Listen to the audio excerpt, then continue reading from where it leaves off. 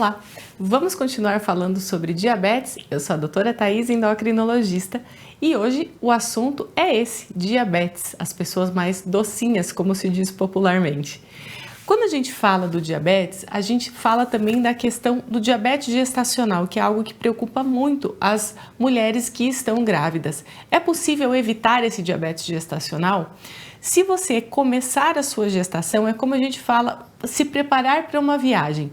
Se você já começar a sua gestação com bons hábitos de saúde, se você estava sobrepeso e já procurou uma profissional de saúde, uma nutricionista, um educador físico, mudou os hábitos para bons hábitos, qualquer perda de peso naquela paciente que já esteja sobrepeso ou até mesmo já esteja num grau de obesidade, uma perda simples de peso de 5% já vai representar um benefício muito importante para ela e para o bebê quando ela está na gestação.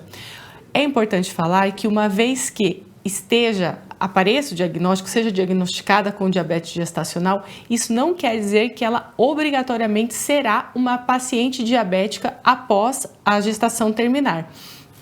Isso é mais uma maneira de incentivar também o paciente a ter essa questão dos bons hábitos. É como o caso do pré-diabetes. O diabetes gestacional também se encaixa nisso. Se a paciente incorpora aquela mudança de estilo de vida, vendo todos os benefícios que isso traz, com toda certeza, o caminho futuro dela, a gente não pode dizer que com 100% de certeza ela não terá diabetes, mas caso ela venha a ter, será de uma maneira muito mais branda. Mas sim, é possível evitar uma gestante que tenha diabetes gestacional, que descobriu na gestação, não que previamente era diabética, ela não obrigatoriamente terá diabetes quando ela tiver o bebê. Quando a gente fala das medicações para diabetes, eu falo para os meus pacientes que hoje a indústria ela realmente investe muito em novas tecnologias e hoje as medicações para o diabetes elas têm muitos benefícios agregados. Quem nunca ouviu falar das famosas canetinhas para perder peso? Com certeza você conhece alguém que já tenha comprado ou até mesmo já tenha usado essas canetinhas. Pois bem, hoje a gente sabe que desde uma insulina na forma de caneta ou até as medicações mais modernas, que seriam os análogos de GLP-1, que é um tipo de hormônio, são medicações que são bastante usadas no diagnóstico de diabetes, principalmente naqueles pacientes que têm probleminha com sobrepeso ou mesmo obesidade. Dentre as novas classes de medicações para diabetes também, existem classes hoje que até têm os benefícios agregados como ajudar na insuficiência cardíaca, reduzir a pressão arterial, melhorar os níveis de ácido úrico, de triglicerídeo. Então, opções hoje não faltam. Vai muito de você conversar com o seu médico e ele com toda certeza saberá indicar a melhor medicação, a melhor opção no seu caso. Assim como as populações especiais, as crianças com diabetes tipo 1, muitas vezes precisam usar a insulina. Nos pacientes idosos, a gente já tem todo um cuidado de não ter a hipoglicemia. Quando a gente veio do intervalo, nós comentamos que falaríamos sobre hipoglicemia e hiperglicemia. O que seria isso?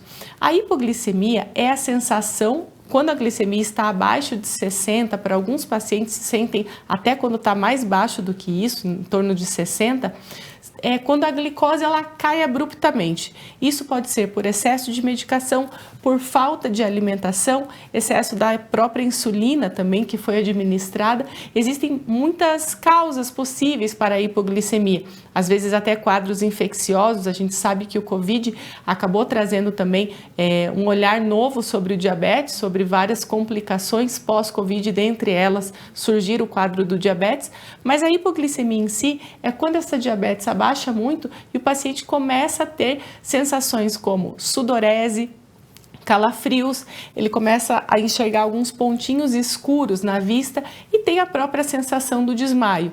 E esse tipo de sintoma, a hipoglicemia, ela é muito mais grave do que a hiperglicemia, que é o aumento.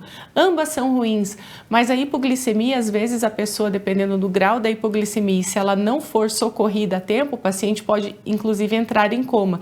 Então, acaba sendo um quadro muito mais grave, que nos pacientes idosos, muitas vezes polimedicados, tomando remédio para várias outras coisas, quando usam medicações para o diabetes, é preciso que o médico esteja muito atento a esse tipo de medicação e a interação desse remédio com os demais. Porque uma situação muito comum é essa hipoglicemia nos idosos pela interação dos medicamentos. Já a hiperglicemia é quando o diabetes a glicose está em níveis altos. Então, hoje, a Sociedade Americana de Diabetes e algumas outras, a mesma Sociedade Brasileira de Diabetes, qual é o preconizado? O que seria o almejado? Um valor de glicemia de jejum inferior a 100 e um valor de glicemia 2 horas após realizar uma refeição inferior a 140. Esses são os números que um paciente estaria dentro de um normal. E o exercício físico, Thaís, ele é importante? Sem dúvida nenhuma. O exercício físico, a gente costuma falar que ele funciona até como uma medicação. Por quê? Porque ele melhora, ele faz com que aquele paciente use a insulina dele de uma maneira muito mais assertiva. Eu costumo até brincar que é como se fosse a diferença entre uma gasolina e uma gasolina aditivada. Você consegue melhorar bastante o uso daquela glicose, daquela insulina pelo corpo quando ele está em movimento, quando ele está em atividade física. Então, a atividade física, sim, é também um ótimo tratamento para o paciente diabético.